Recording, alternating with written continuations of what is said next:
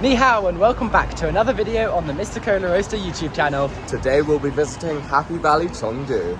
It's about a half-an-hour metro away, so we should arrive just after opening. The park's got 5 different coasters, including an Intamin Megalite, a B&M dive and a GCI wooden coaster, so there's lots to look forward to. Just like most of the parks in China, there's a metro station right next to it. So in this case, we're going to go to exit A. We've just entered the park now. It was nice and easy to get in. We just scanned our QR code, didn't need a passport or anything. Tickets cost about £24 each, so it's a bit more expensive for a Chinese park, but still not too bad. We've just seen the SLC testing, so that's going to be our first ride of the day. The Megalite's also nearby, but it doesn't open until 12 o'clock.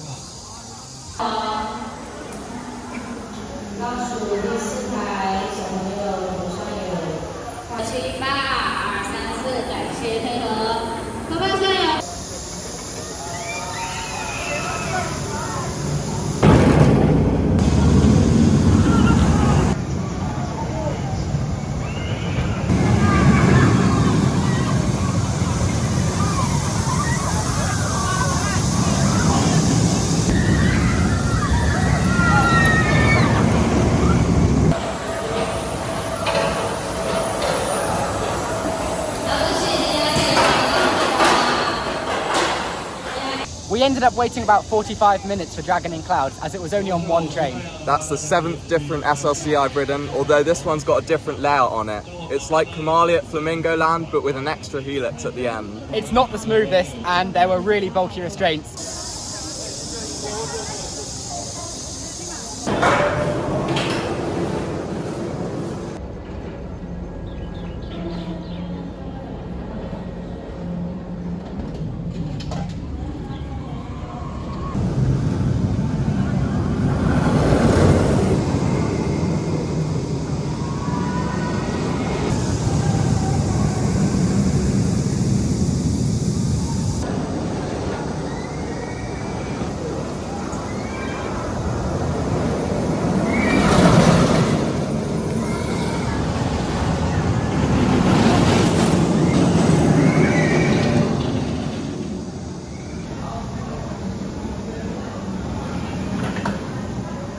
We've just come off Flyover Mediterranean, which is the park's Intamin Megalite. We've never done one before, and it was amazing. The airtime was great, and it's really fast for its small height.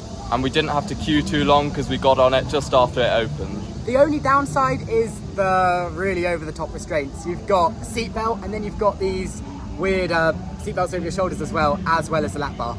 We were on the back row and there was some really strong airtime on there. It's probably the best coaster we've done so far this trip for airtime. And it's open till 9:30 tonight, so I reckon it'll be even better later in the night.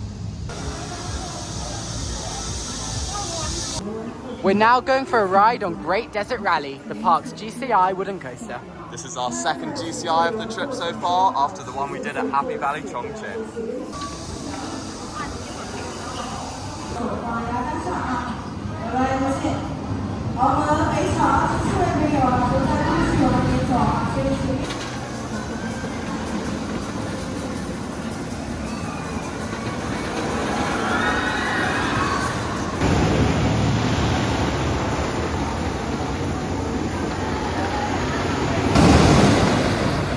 There wasn't much of a queue, so we've just come off a front and back row ride on the wooden coaster.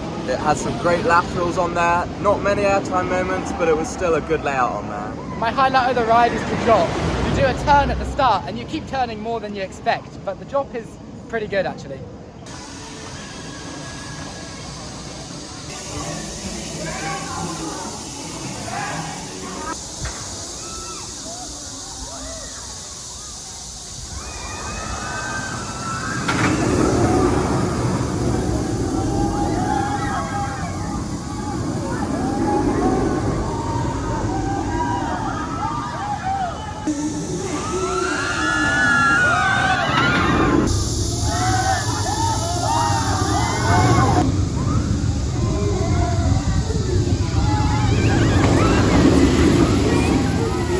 We've had 2 rides in a row on Flying Apsaras in Western Region. The queue was about 20 minutes, but it's only on one train, so it was moving slowly.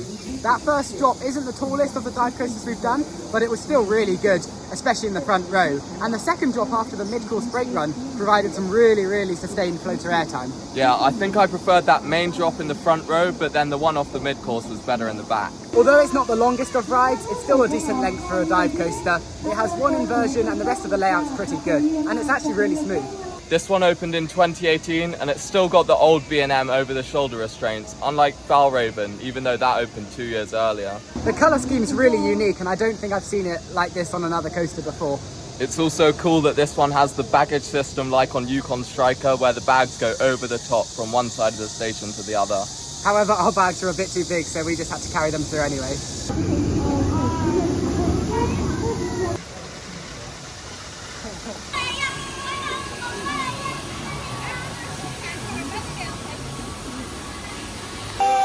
And if you're wondering why these people are screaming, the louder you scream, the higher this fountain goes.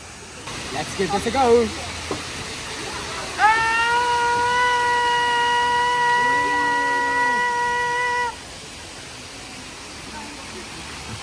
This is pretty cool.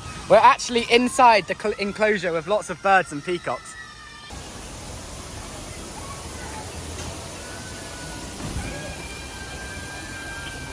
It's feeding time at the zoo.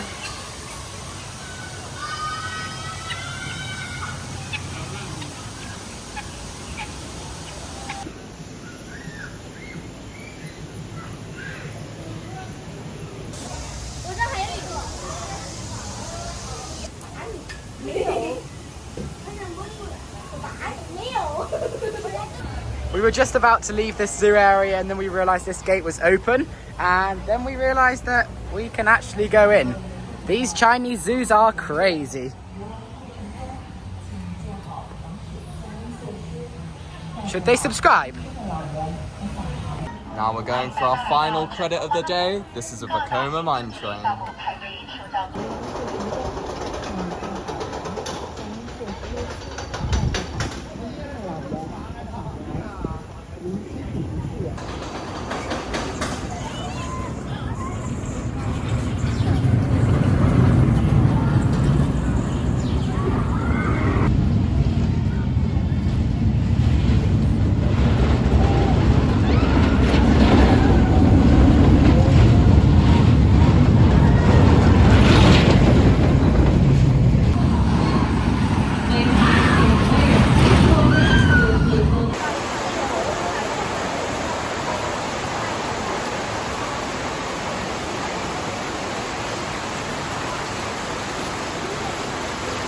We've just come off a back row ride on the mine train and I really liked the first half. The second half wasn't as good in my opinion. Yeah, there's a bit towards the end of the first half where it's quite an intense helix and then it goes into an airtime hill, which actually gives some airtime.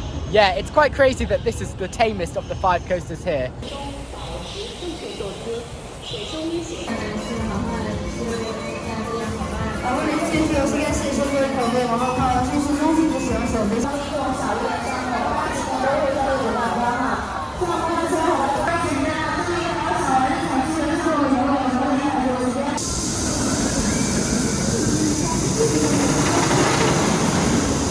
We just had one final ride on Great Desert Rally before it closed for the day. Although the park actually closes at about 9:30, most of the big coasters close at 6:30. There's only the Megalite left open now. We're going to have a look around the rest of the park now to see if there's any rides we haven't done yet that are still open.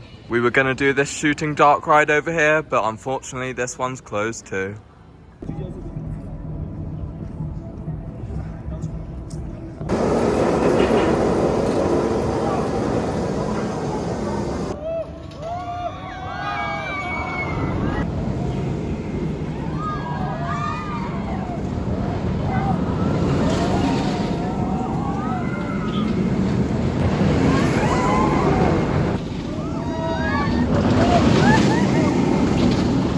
We've just had another ride on the Megalite. There is no queue and we're going again. The airtime is even stronger now and we had another back row ride.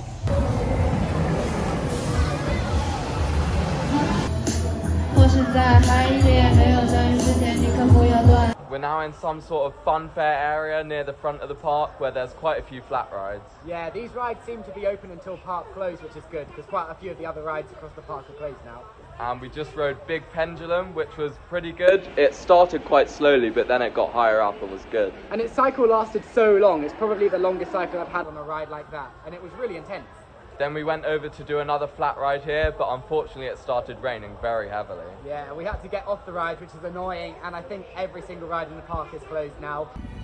It's stopped raining now, and we think we just heard the Megalite testing, so we're gonna go try, see if we can ride it now.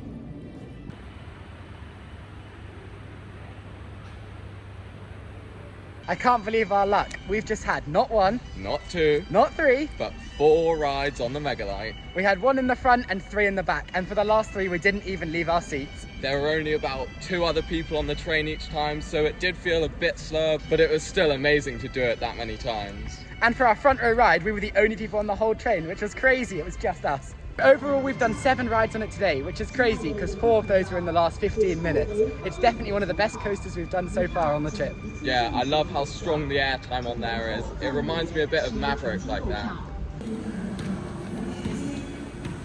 We've just left the park now. It was definitely worth visiting here because they've got quite a few big coasters. It's probably the best coaster lineup of any park we've been to so far on this trip.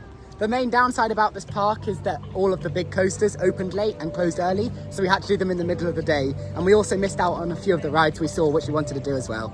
Our next park on the trip will be Lure Adventure, which has a big Mack hypercoaster called Flash, which we're really excited for. Thank you so much for watching. Make sure to like, Comment, and subscribe. hit that brake run. 再见!